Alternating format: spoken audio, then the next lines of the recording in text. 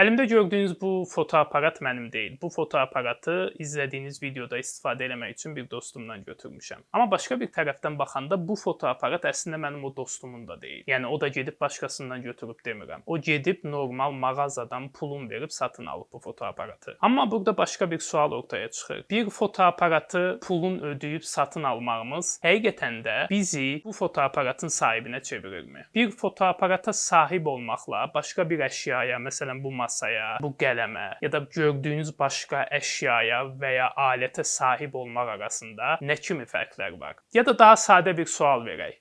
Fotoaparat nədir? Bir cihaz, yoxsa oyuncaq?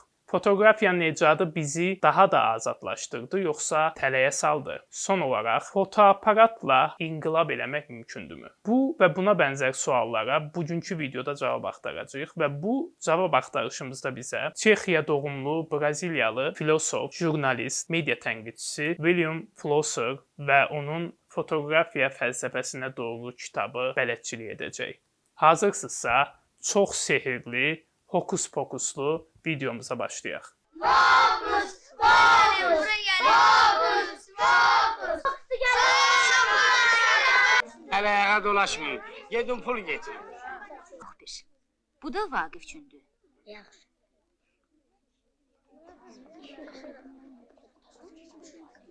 Şəhərin adı Jeneva, gözəlin adı Genevieva. Fransız xalqı kef edir. Müəllif bu kitabında tarixdəki iki vacib dönüm nöqtəsinə fokuslanır. Bunlardan birincisi yazının icadıdır, yazının ixtirasıdır. Digəri isə texniki təsvirin, texniki görüntünün ya da ingiliscəsi ilə technical image-in ixtirasıdır. Müəllif kitabında bu iki hadisəni insanın mədəni inkişafındakı iki önəmli inqilab olaraq dəyərləndirir. Nəyə görə inqilab olaraq dəyərləndirir? Bunun üçün biraz yazı haqqında danışmalıyıq. Yazının ixtirası, daha doğrusu nəyi dəyişdi, o haqqda biraz söhbət eləməliyik. Yazıdan əvvələ gedək ona görə də. Yazıdan əvvəl insanlar dünyanı bütün insanlar kimi, indi yaşadığımız dövrdə insanların elədiyi kimi dünyanı anlamağa, dərk eləməyə və izah eləməyə çalışırdı. Ona görə də insanlar müxtəlif hekayə nəql etmə yolları axtarırdı. Məsəl üçün bunlardan birincisi mağarada, mağaranın divarlarına və qayaların üstünə müxtəlif təsvirlər həkk eləmək idi. Yəni insanlar həmin qaya üstü rəsmlərdə özlərini ifadə edirdilər və eyni zamanda dünyada baş verənləri də anlamağa çalışırdılar. Həm anlayıb, dərk edib, eyni zamanda izah etməyə, eyni zamanda sonrakı nəsillərə ötürməyə çalışırdılar. Bu dövrü sehirli bir dövr adlandırır müəllif kitabında. İnsanlar təsvirlər çəkirdilər divarlara, amma o çəkdikləri təsvirlərin arxasında nə baş verdiyini ya da o hadisələrin necə baş verdiyini bir çoxunu bilmirdilər. Sadəcə gördüklərini təsvir edirdilər və bu bilinməzlik sehirli bir dünya yaradırdı. Yazının ixtirası ilə birlikdə insan düz xəttli bir dövrə keçid elədi. Artıq baş verən hadisələr müəyyən ardıcıllıqla izah oluna bilirdi. Məsəl üçün, günəş doğdu, səhər oldu, insanlar oyandı. Məsəl üçün, bu cümlədə düz xəttli, ardıcıl və eyni zamanda səbəb-nəticə əlaqəsi ilə bir-birinə bağlı bir düşüncə vardı. Yəni, yazının ixtirası ilə birlikdə ortaya kontekst çıxmış oldu. Və kontekst ortaya çıxdığı üçün insan artıq insan düşüncəsi başqa cür inkişaf eləməyə başladı. İnsan daha analitik düşünməyə başladı. Yəni yazının ixtirası ilə birlikdə insanlar o sehirli dünyadan çıxıb yazının yaratdığı yeni dünyaya qədəm qoydular. Müəllif deyir ki, bu sehirli dünyadan yazıya keçməklə birlikdə əslində tarix də başlamış oldu. Amma sonra digər bir inqilab baş verdi. Bu da texniki təsvirin, texniki görüntünün ortaya çıxması ilə, yəni fotoqrafiyanın ortaya çıxması ilə baş verdi. Müəllif deyir ki, texniki görüntü yazının yaratdığı inqilabın əslində əks inqilabı idi. İnsanlar sehirli dünyadan yazının olduğu daha analitik bir dünyaya keçdilər. Sonra yazının olduğu, yəni analitik dünyadan texniki görüntünün sehirli dünyasına keçdilər. Yazıdan əvvəlki sehirli dünyada insanlar baş verən hadisələri tam dərk edə bilmirdilər və onun arxasındansa bir gücün, qüvvənin olduğuna inanmağa başlayırdılar ya da bununla bağlı şübhələri formalaşmağa başlayırdı. Amma indiki texniki aparatın yaratdığı bir sehirli dünyadır. Necə ki insanlar sehirli dünyada, yazıdan əvvəlki sehirli dünyada dərk eləmədikləri şeyin arxasında bir qüvvə olduğuna inanırdılarsa, indi də biz o insanların Tanrıya inandığı kimi biz də indi texniki cihazların kodlarına inanırıq. History went on. The events advanced linearly. But photographs went one step up into transcendence. They transcended history and they froze events into happenings. They took the events out of their context, they transcoded them into happenings, and then they went back to history. And they could be used as a sort of memory of history. Now this is called documentation. William Flosser deyirdi ki, fotoaparat bir texniki cihazdır, bir proqramdır və biz bu texniki cihazlarla əslində oynayan oyunçularıq. Yəni bu əslində bir oyuncaqdır və biz də bu fotoaparatın tərkibindəki proqramın bizə icazə verdiyi qədər həmin oyuncaqlarla oynaya bilirik. Bunun içində müəyyən əvvəlcədən kodlaşdırılmış bir proqram var və o kodun, o aparatın özünə məxsus imkanları və məhdudiyyətləri var. Yəni bu nə deməkdir? Tutaq ki, indi bu videonu çəkdiyim kamerada müxtəlif funksiyalar, müxtəlif xüsusiyyətləri var bu texniki cihazın. Amma onun da müəyyən məhdudiyyətləri var. Məsəl üçün kameranın özünə məxsus zoom eləmək, zoom in ya da zoom out eləmək imkanları var. Amma eyni zamanda bu zoom in-in də, yəni zoom eləməyin də müəyyən məhdudiyyəti var. Yəni sən o qoyulan məhdudiyyətləri aşa bilmirsən. Yəni biz bu oyuncaqlarla oynayan, belə deyək, oyunçular ya da funksionerlər olaraq bu cihazın əvvəlcədən müəyyənləşdirilmiş çərçivəsindən kənara çıxa bilmirik. Yəni biz azadıq əslində, amma bu azadlıq proqramın bizə verdiyi çərçivə içindəki azadlıqdır. You know, photography was invented to give an objective image. But since the camera is coded, it is even less objective than is a painting.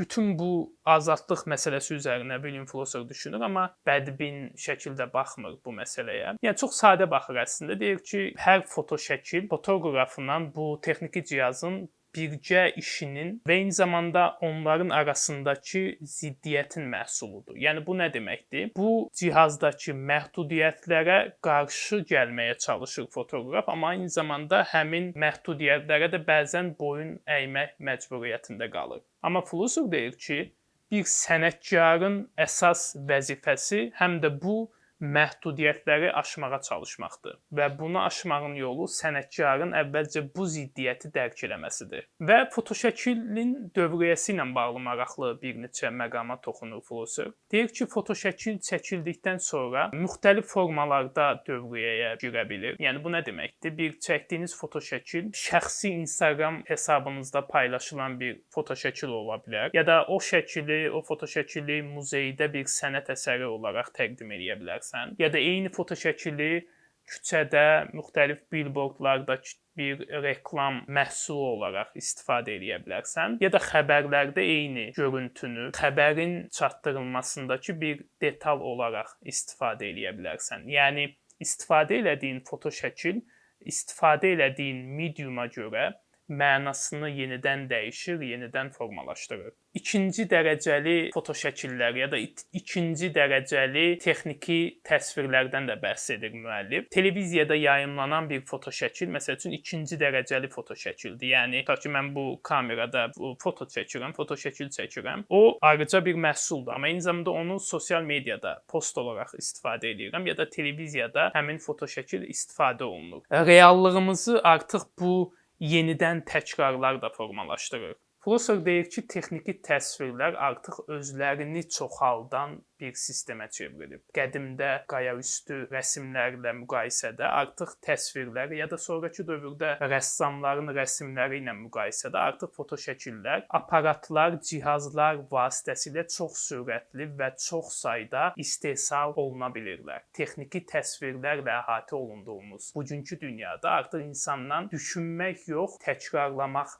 tələb olunur. Artıq fotoşəkil hansısa hadisəni təmsil eləmir. Fotoşəkil artıq özü-özlüyündə həmin hadisəni əvəz eləmiş olur.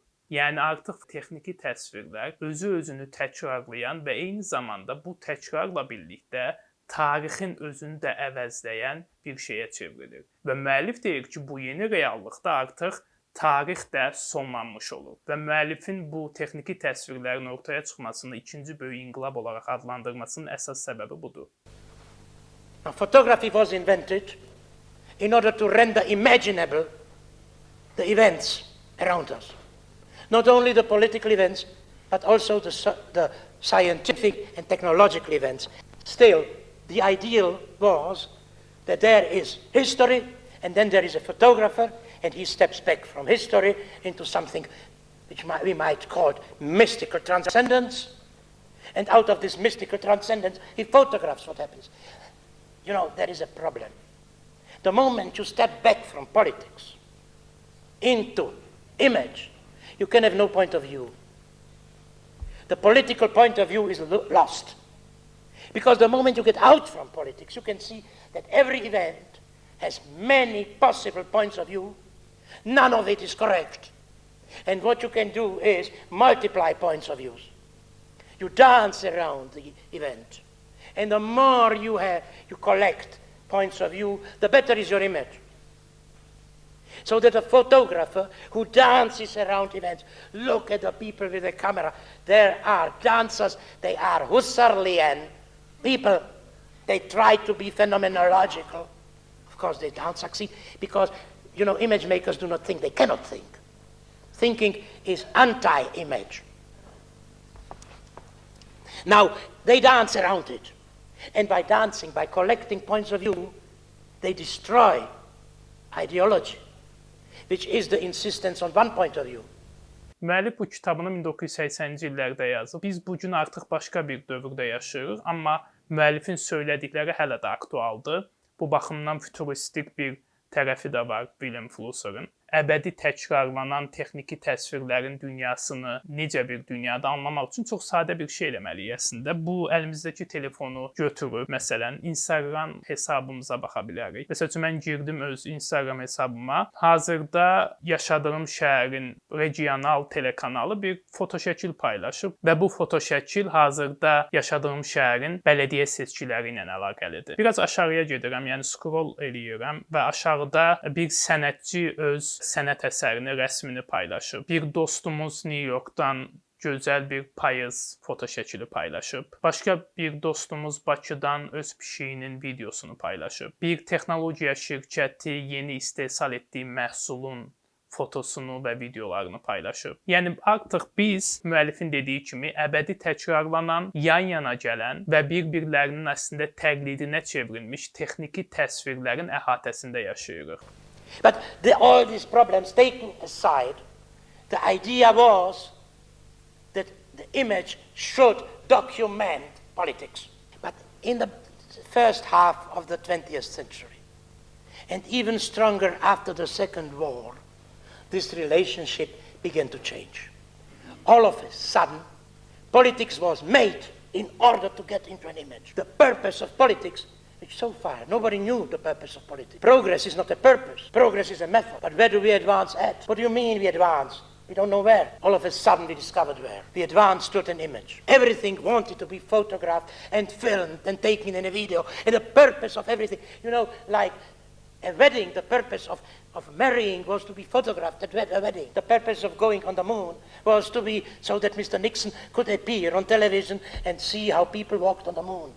The purpose of the Arab hijackers of airplanes was to be taken on television. Things, one event followed another because every event wanted to be taken in an image. There were the people with the television cameras, and there were the photographers, and there were the people with the filmmakers, and they were standing there, and our history rolled to them, and they said, please take me, please put me into the image. Məsəl üçün bu telefon mənimdir, amma mən bu telefonu işlədə bilmək üçün telefonun açılması, işlək vəziyyətinə gəlməsi üçün əməliyyat sisteminə ehtiyacım var. Və bu əməliyyat sistemi başqa bir şirkətə məxsusdur, yəni mənə məxsus deyil. Mən bu əməliyyat sistemini açdım, sistem işləməyə başladı. Amma bu əməliyyat sisteminin içərisindəki müxtəlif funksiyalar, xüsusiyyətlərdən istifadə edə bilməyim üçün eyni zamanda başqa, tutaq ki, mobil tətbiqlərdən istifadə etməliyəm. Və həmin mobil tətbiqlər də başqa şirkətlərə məxsusdur. Və mənim tutaq ki, bir sosial media platformasında hesabım var. Həmin sosial media platformasındakı hesabım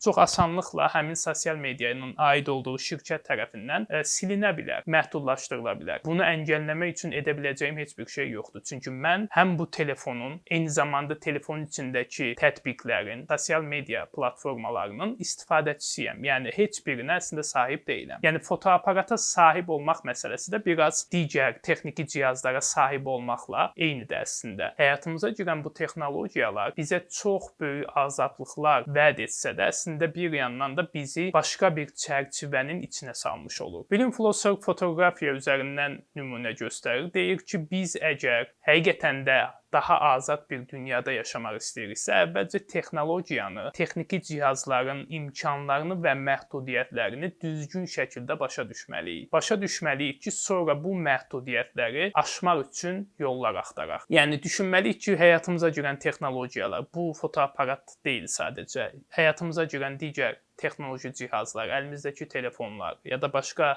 texnoloji cihazlar, yəni ümumilikdə texnologiya bizim həyatımıza nə qatır, eyni zamanda həyatımızdan nələri alır, bu haqqda düşünmək lazımdır. Bu kitab haqqında isə onu söyləyə bilərəm ki, çox maraqlı bir kitabdır. Tövsiyə edirəm oxumağınızı. Hətta oxuyub sonra kommentlərdə fikirlərinizi bölüşsəniz çox sevinərəm. Bu ingiliscə nəşridir, amma eyni zamanda türkcəsini də tapa bilərsiniz. Tapıb oxusaz, fikirlərinizi bölüşsəz çox sevinərəm. Növbəti videolarda bu və buna bənzər mövzular ətrafında danışmağa davam edəcəyik. Bu günlük bu qədər. Özünüzə yaxşı baxın. Gələn videolarda görüşənədək. Sağ olun.